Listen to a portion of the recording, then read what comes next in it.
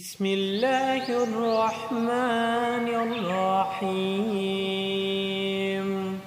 لا أقسم بيوم القيامة ولا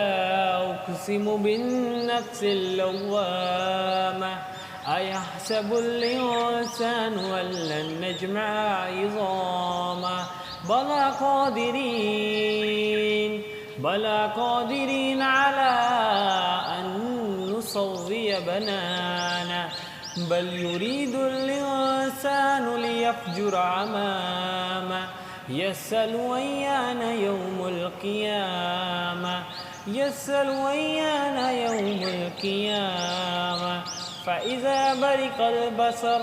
وكسف القمر وجمع الشمس والقمر يقول الإنسان يومئذ أين المفر كلا لا وزر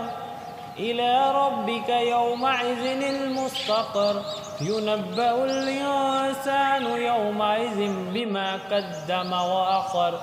بل الإنسان ولا نفسه بصيرا ولو ألقى معاذيره لا تحرك به لسانك لتعجل به إن علينا جمعه وقرآنه فإذا قرأنا فاتبع القرآن ثم إن علينا بيانه كلا بل تحبون العاجلة وتذرون الآخرة ووجوه يومئذ ناظرة إلى ربها ناظرة ووجوه يومئذ باسرة تظن أن يفعل بها فاكهة كلا إذا بلغت التراقي وقيل من راق وظن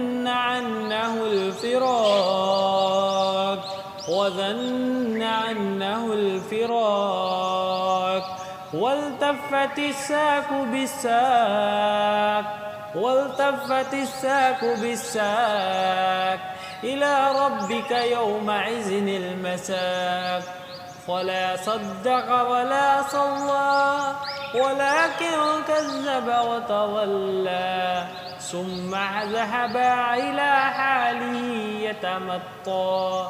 أولى لك فأولى ثم أولى لك فأولى أيحسب الإنسان أن يترك سدى ألم يكن نطفة من مني يمنى ثم كان علقاتها فخلق فسوى فجعله منه الزوجين الذكر والأنثى